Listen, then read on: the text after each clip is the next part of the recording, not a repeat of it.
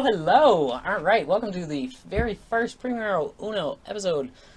Primero first one episode, that doesn't... Primero episode of KM's Varied Week podcast. Whoa, crazy, whoa!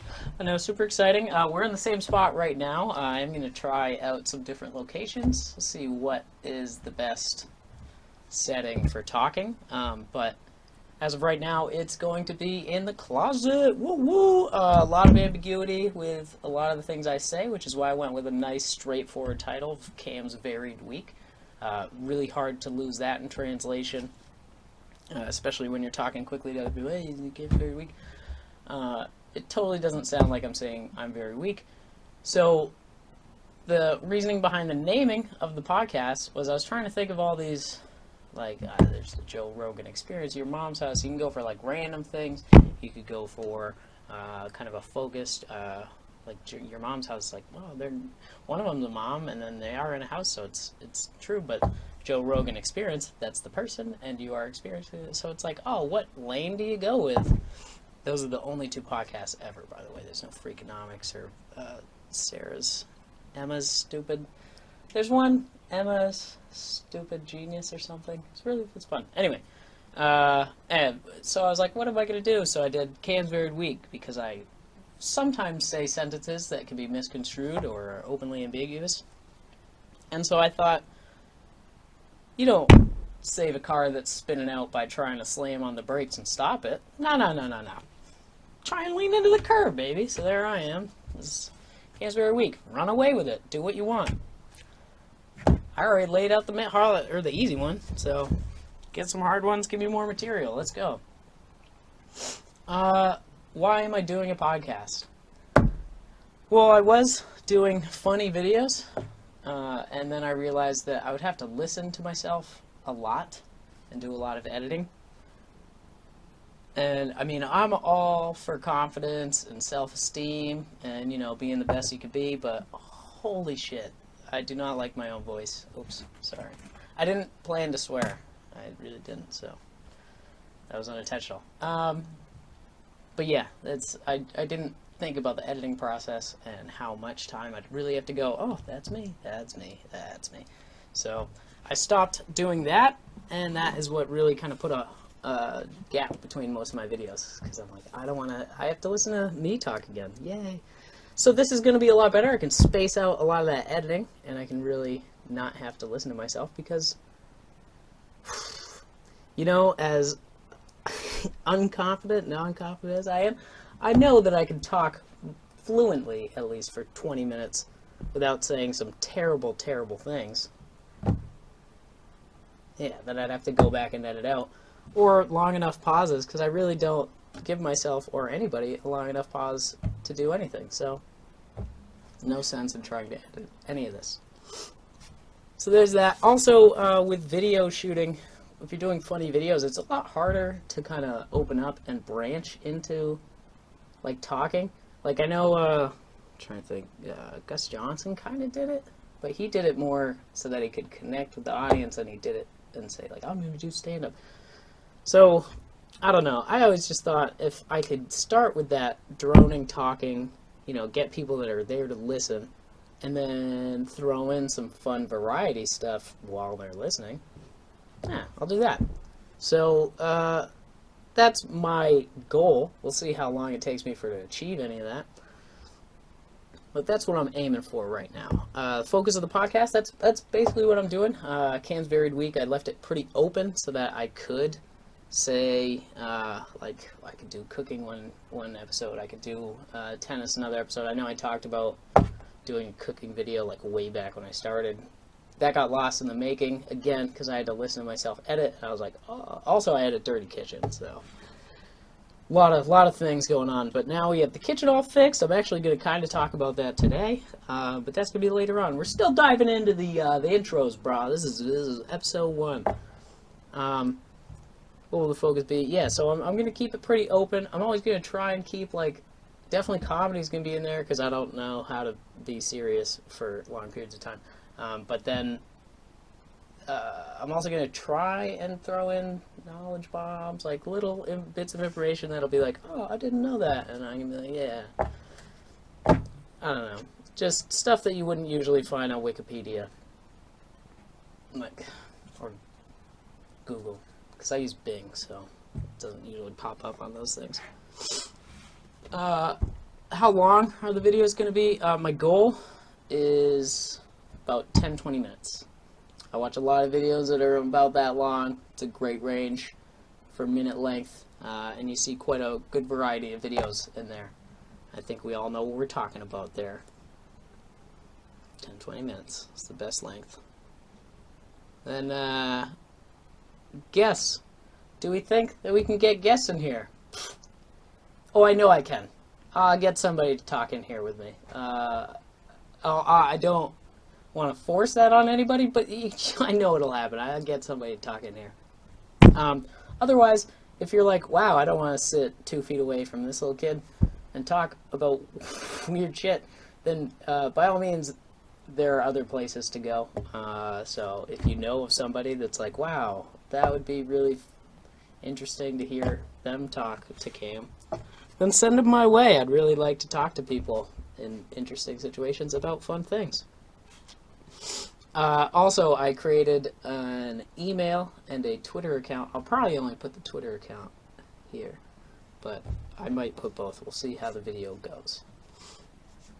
So, now that we're talking about this, is this really the best spot for the podcast? You know, cramped little closet. Yeah, I mean, for me, 100%. This fits me perfectly. I mean, I got room to grow. I can stand up right now and not even hit my head, and that seems like it's an obvious. Yeah, it's a closet. I'm standing beneath the rack that you hang clothes on. It's not a rod; it's a rack. It's got a shelf up top. I don't know what the name of that would be other than clothes rack. So I'm underneath one of those. I could stand up. That's just, you know, giving you a little bit of a scale of Cam right there. To give you some more. And am I going to change? Yeah, I'm probably going to be changing spots throughout. But I don't know if you've noticed, but there was an intro to this video that I've already shot. I'm going to try and change that up. Excusez-moi, lo siento, señores and señores. Señores y señoras. Just say the same word twice with a little fluctuation on the second one. People understand it. So, yeah, I'll probably change the spot. I will change the intro too, just because the song, it's eating at me. Like, I love it. It's super simple, whatever. But I swear it's from like an old Comedy Central show. So I'm gonna keep it up for as long as I can, but I'm gonna keep working on other intros. Try and make it better, because everything's a work in progress, right? Yeah. So let's get into some non-just podcast things. First and foremost, my hair is terrible. I don't care what other people say. I know that we want to be positive and, you know, accepting. No, get that out of here. Look at this. I'm going to do it and put it up on the side. But there is a young Donny Osmond, which I'll get that there. That's pretty good. And then he also has one. So yeah, I look like a '70s version of Donny Osmond. They just kind of hopped in the DeLorean, stayed 2020, 21 era. Now, me and Donny Osmond don't have too much in common other than the incredible flow, great smile, weird personality, and we're both okay singers. So I'd love to have Donny Osmond on the show, have a hair off maybe say, hey, Donny, whose looks better? I would win. He's pretty old now, and his hair is not his own, so get at me, Donny. I know you're jelly. Miss the days. So that'll be guess number one. That'll be so fun. Other things that are going on in my life now. I can put this on. Thank goodness. For the longest time, I've had and I know sounds like an exaggeration, but I had a broken oven for a very long time. I moved into this apartment August 2019. The oven worked until that American Thanksgiving, so November. And then it stopped working. And then I didn't need it for Christmas. I went home for Christmas. I didn't really have any big bake-offs coming up. And then all of a sudden the coronavirus started happening in March. So I just never really thought to get it fixed, and then the coronavirus really locked me down. Finally, this previous November 2020, so 1 year after it initially broke, I decided, I'll call a company, I'll see if I can get it fixed, we'll see what we can do.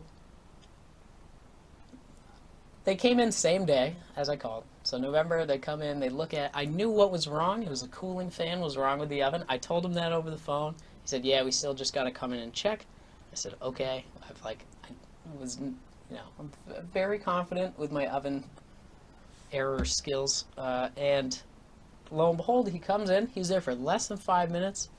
He pops the thing open, and he just goes, oh, yeah, the cooling fan's super old. I'm like, yeah, okay, so can we get a new one? He said, yeah, so he orders it in my apartment. We order the part. He goes away. He's like, we'll give you a call once it's ready. Last week, I get a call. I didn't forget about it. I'd been talking with a customer service rep. That guy hated me, the technician, because I called him like 3 or 4 times that week because he didn't say when the part was coming. He didn't say anything. He didn't send me an email other than the receipt. So I was like, hey, just give me a heads up. That's all I want. It's just some kind of, hey, this is where we are with your part. Nothing. So November's when we first had it. Then I would say it was after Christmas, but I'm pretty sure it was before the new year. I did get a call from the customer service rep. And they're like, hey, sorry about this. We've had a really bad backup. I thought I was getting scammed at this point. I still thought I was. I thought this was just his wife or someone that they got. And he's like, just tell him we have the parts coming later. But yeah, she's like, yeah, it'll come. It'll be about 3 weeks, I get told, right in the end of December. 3 weeks. Middle of January, same call. 3 weeks. I was like, oh, cool, that's so fun. And so February calls, I didn't even skip beat. Picked up, I said, hey, is it going to be 3 more weeks? She said, yeah, I'm really sorry about that. I was like, it's okay. Hung up right away. I was like, I'm not gonna get mad over this. So 3 more weeks, I finally get the call. I actually didn't pick up the first one because I was like, it's just going to be another 3-week call. So I let it go to voicemail. And the voicemail said, hey, can you give us a call back? I need to talk to you. I was like, oh, shit, they're saying, whatever. They're telling me, we don't have the part, we didn't end up getting it. Something terrible. No, she's like, hey, we have our technician ready to come over. Can you just tell us when you're free? Boom, finally. And a long story. I get the oven fixed. He's just as mad. Same technician. He was so peachy the whole way through. Just, he's like, oh, you didn't even try and get your oven fixed with someone else? Like, no, I ordered a part for you. I'm not going to try and get someone else to fix it. But anyway, so he fixed it. I tell my landlady, I said, hey, I got the oven fixed. Here you go. Here's the bill. She was in on it from she knew that it broke way back in November 2019. But I told her I wasn't going to get it fixed. So she was updated throughout this whole process. And finally, she thought I was kidding when I said it. But I was like, hey, I got the oven fixed. She laughs. And then when I sent her a picture of stuff in the oven, she goes, oh my God, it's a 30-day warranty. Use the oven as much as you can in the 30 days. I was like, all right, I can do that. So for the past 30 days, I've been making a batch of cookies every single day. Yum, yum, yum, yum, yum, yum, yum. I can't. Oh, wow. Oh, they look pretty. I'm going to drop them off the plate. I don't care. Because I really don't eat cookies that much. I'm probably going to have 2 of these. Put them in the freezer. Go get some ice cream after work. Oh, I'm going to eat 2 of these. Going to go get ice cream after work. I'm going to make ice cream sandwiches. But yeah, so I've been making cookies. I did a pot roast. I made a pudding pie. I wanted pudding, and I was like, I need to test the oven. I'll make a pie out of it. It was delicious. I've never made a graham cracker crust before. So that was fun. I've been doing that. I'm going to try and get a cooking video in now that I'm using the oven 3 meals a week, or 3 meals a day. Jesus. That's not swear. You can say that. Oh my goodness. So yeah, there's that. Oven's all fixed up. Very exciting. And now, yeah, I still don't, like, I'm using it to make 6 cookies at a time. Like, I made a pot roast that's, like, that big. The pudding pie was a full pudding pie. You can't make half a pie or anything. Like, you could scale it, but that's just a waste of a box of pudding, So I've been eating a pudding pie slowly over 3 days. I've been eating a lot of cookies, and somehow I've lost weight. So this is the fun life of Cam. 3 meals plus desserts. Just about any time I don't like dessert, so anytime I'm like, all right, let's get rid of this pudding pie. Try and eat it. Let's get some cookies. I'm actually kind of excited for the cookies now because I like the ice cream thing. But it's mostly the ice cream. I might not even make cookie sandwiches out of it because I'll get distracted eating ice cream. Now I'm amped up about this. But anyway, so yeah, oven's fixed. That's big thing in my life. Whoa, craziness. Other big fix coming, and this all happened within, like I decided to go get my car fixed, and I think the next day was when I got a call about the oven. So all of a sudden, all these things in my life are going to be nice and working like brand new. Let's knock on wood, hopefully. About the car, don't have that yet. So, could be super peppy over the next couple days. Might be giving out free rides to everybody. Who knows? You might hear about some crazy story about some kid driving all the way across the country just because he's bored. It could happen. You never know. It's not going to happen because I'm not that bored, and I have to make more cookies to make sure that my oven works. So, I'll be here. All right, so that's just about all the fun that I have planned for this episode.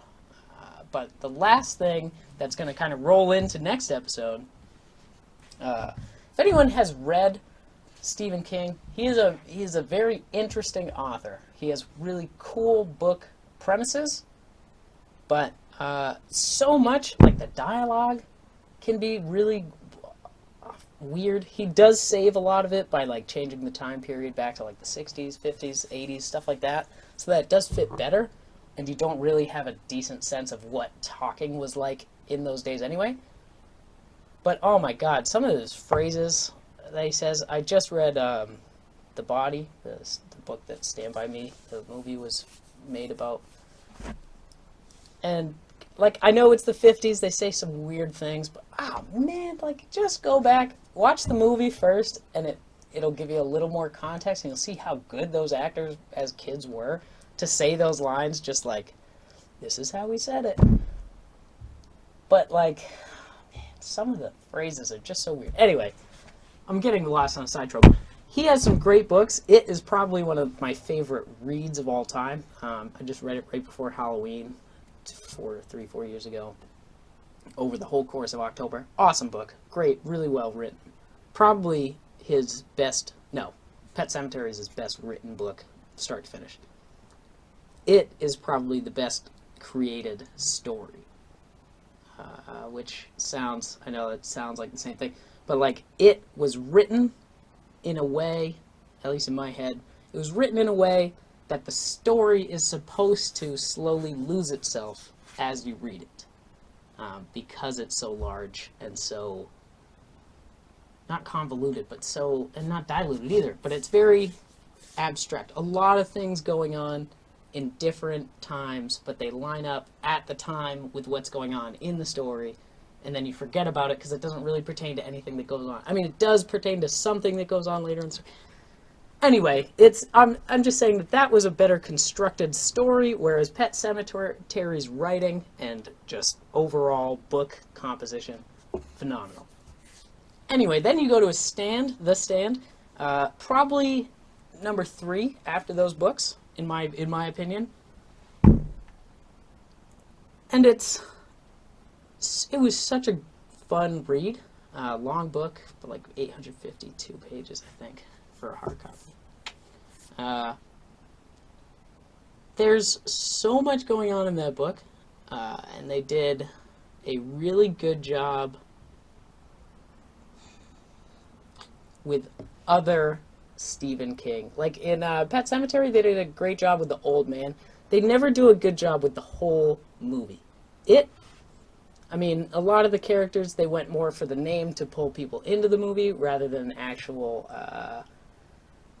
like, fit the character description with the adults. The kids, they nailed.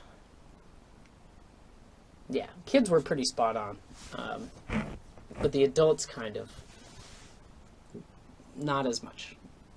In the more recent one, the 80s one was way off. So they did a lot better, but yeah, it still wasn't the best. Anyway, so all I'm saying is that Stephen King kind of gets carried away in the directing process, or maybe doesn't have as much of a say in the directing process once it goes into a movie, or a TV show in this case with The Stand, because The Stand is getting made for another. It was made as a TV series way back in like the 90s maybe, early 2000s.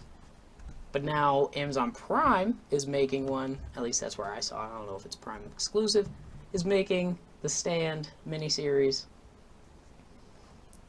And I haven't watched it yet, so I don't know. I mean, the acting could be incredible. I don't know any of the inside parts yet. This is all just from a glance. But they have Whoopi Goldberg as Mother Abigail. And Mother Abigail was this incredibly frail. She's like 100, I think she's 108 when they find her in the book. And at no point, there's a part in the past where she's younger when she explains her past as like a 20-year-old. Other than that, she's 108 years old. And I mean, no offense to Whoopi, she's a great actress. I've seen The Little Rascals so many times. She's Buckwheat's mom, and you don't see that coming, but then at the end you're like, wow, I see the resemblance. It's crazy. Anyway, I love her. She's awesome in certain movies and things, but as Mother Abigail in The Stand, it just doesn't make sense. That's a name over a character. She doesn't line up. She's not. If someone said, "Hey, I just saw Whoopi Goldberg," I wouldn't think, "Oh man, is she how old and frail?" You didn't like touch her, did you, or interact with her? Because you could have broken her in half. No, that's what I think of when I think of Mother Abigail. She was an old, frail woman. They were all so scared of her even getting up and walking. Whoopi Goldberg is like very outward. She's very. I mean, Mother Abigail was definitely a stand her ground kind of person, and that's great. They nailed that aspect, but she's not. Whoopi Goldberg is not even close to 100. She's not a frail woman. It just doesn't match up. And then James Marsden, I again haven't seen it, so I don't know if he's. I'm assuming he's playing. Oh man, it's not Pete. It's the guitar guy. That's really gonna bug me. But he comes from, maybe it's Joe. Wow, I need to read that book. But he comes from the north, comes down, and eventually runs into Mother Abigail, and then leads this whole township in Colorado. If that's who James Marsden is playing, again, it's just not right. James Marsden is a clean-cut, like, hearty, I don't want to say wholesome. Yeah, he's pretty wholesome. He's a wholesome guy. And the guy, Joe, I think it's Joe.